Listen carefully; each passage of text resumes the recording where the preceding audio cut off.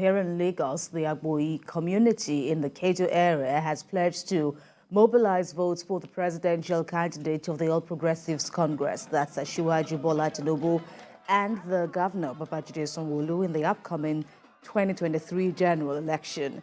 Residents of the community who welcomed one of their illustrious sons, Ibrahim Oladega, recently appointed as a special assistant on politics in the southwestern zone to the Speaker of the House of Representatives, Femi Gbajabiamila, all promised to support both candidates to achieve victory for the party. Speaking during the visit, the Oba of Agboyi Kingdom says residents of the community have decided to vote Bola Tinubu and Mr. Sanwo-Olu following the development APC brought to their community. Any reason why we should not vote for APC?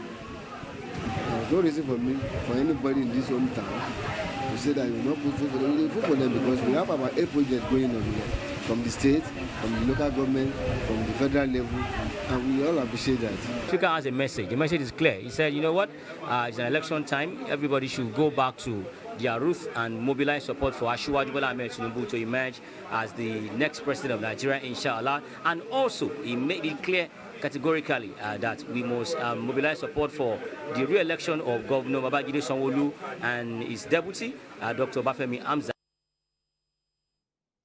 Away from Lagos, the runner-up in the Delta State People's Democratic Party's governorship primaries, David Edeve, says he is still a member of the PDP, but at crossroads as he continues to fight on, despite the unfavorable court judgments from the Court of Appeal and the Supreme Court, which ruled in favor of the Speaker of the Delta State House of Assembly, Sheriff Ovorowori. Mr. Edeve said this shortly after returning from Abuja, where he had been since the Supreme Court verdict on the contentious Delta State PDP governorship candidacy. We have details in this report. The homecoming of former Chief of Staff to Governor Ifeanyi Okowa is heralded with cheers from supporters and friends. Though among those who came to Subi Airport to welcome him is an APC chieftain in Delta State. But at this gathering in Ughelli, he affirms his membership of the PDP. You have fought a good battle, you have fought this, it shall be well, you have fought. Let me correct you just so you are aware. I am still fighting. We are not forcing anybody to remain with DUG. But I can assure you, if you remain with DUG, we will get you the best deal possible. For now, we remain within PDP. We will support everybody within PDP. It's called the paradox of the dirty hands. Google it. It simply means that we are in between the devil and the deep blue sea right now. Some members of his campaign structure are still determined to stand by him and support any political decision he will make. Honorable David, we are behind you. I cannot go anywhere until you tell me to go. I cannot go anywhere until the Bori tells me to go. I cannot go anywhere until Dwa tells me to go. Unlike the true leader, he led us from the front. Because he says, follow me, it means he is in front. He knows the risks, and he's ready to take those risks. And we follow him because we believe in him. And every one of us here, as we have already tested and trusted you, will be carried along, and together with you marching right in front and we coming right behind you, we shall modernize everything and anything. The PDP on Thursday inaugurated East State Campaign Council, but supporters of David Edeve, like former Secretary to the state government, House of Representatives members, House of Assembly members, and other PDP stalwarts stayed away from the event.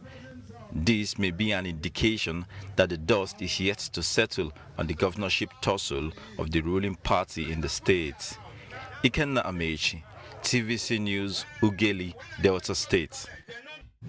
In other reports now, Niger State's House of Assembly has granted approval for the state government to obtain a loan of 14 billion naira to finance some select projects in the state. This is to ensure completion of the projects before the end of the present administration. The letter sent by Governor Abubakar Bello was read during plenary by the Speaker of the House, Abdullahi Bawawuse, before the governor's presentation of the 2023 appropriation bill. TVC News, Chinemi Bami has more. In the letter sent by Governor Sani Bello to the House of Assembly, he explained that it was necessary for the state to access the 14 billion naira loan facility in order to bridge the funding gap created by the shortfalls in the monthly cash flows from the Federal Account Allocation Committee. The letter stipulated a tenure of 6 months of exposure, which translates to a management payment cost. Hence, the facility was structured to ease its securement with comfort for repayment. Consequently, the state legislature immediately, through a unanimous vote, approved the loan, which will be obtained through Fidelity Bank PLC. In a post-executive council briefing, the Commissioner for Budget and Planning explained that the Mina Bida Road will be financed with 28 billion naira drop-down from the Islamic Development Bank and other partners, even though the road was listed among the federal roads to be financed by the NNPC and FIRS tax credits. We are dualizing Mina to Bida, and there are ancillary projects or associated infrastructure to that project.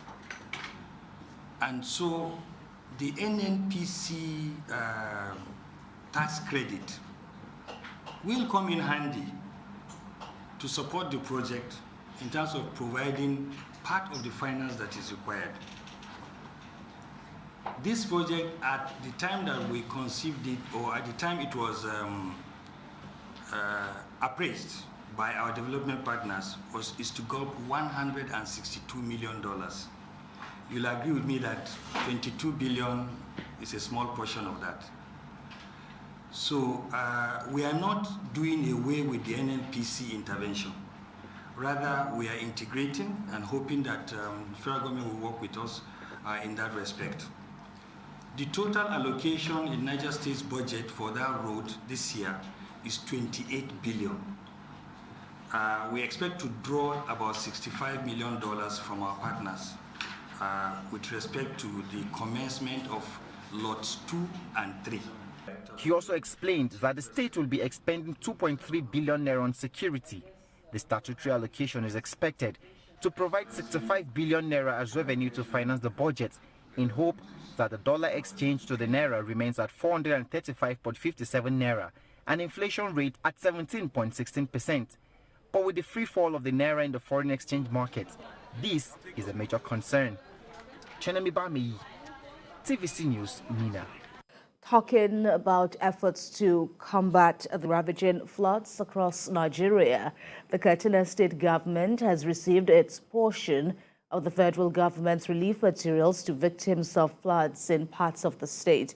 The heavy downpour witnessed this year has left many communities submerged and properties destroyed as a result of the flooding. TVC News' Abdul Latif Yusuf has more. The ever-increasing number of lives and properties lost to this year's colossal flooding have compelled authorities to identify with the victims to reduce their suffering. Katsina State, unlike many northern states, has witnessed fewer deaths and damage to properties. To come to Katsina State for 3 things. The first one is to commiserate with the government and people over the recent losses as a result of flooding. The second one is to deliver relief materials to the persons affected by the flood. And the third one, to present the portion of Katsina State out of the 12,000 metric tons of grains released by the federal government to be distributed in the 36 states of the Federation, including Abuja. We came here, we met the governor here, he received us, and he has assured us that distribution is going to be fair and equitable. It is going to be into the hands of the affected people. This year's annual flooding forecast indicated 223 local governments will be within the highly probable flood risk areas. At present, 450 local government areas in the 36 states of the Federation have been affected by flooding. The federal government has provided 62 trucks of assorted grains as special intervention to households affected to cushion the hardship they presently find themselves. The state government, on its part, appreciates the prompt intervention by NEMA and the Ministry of Humanitarian Affairs. I can only assure you the receipt of this item, as he mentioned, by National Emergency Management Agency to Katsina State. I received these goods on behalf of state government, and the victims here offered, I cannot precisely tell you the number of the beneficiaries because there are many.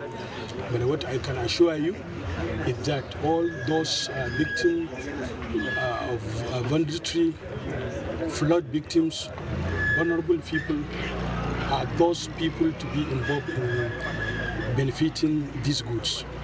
Some of the beneficiaries who spoke to TVC expressed appreciation for the gesture. Abdul Latif Yusuf, TVC News, Katsina.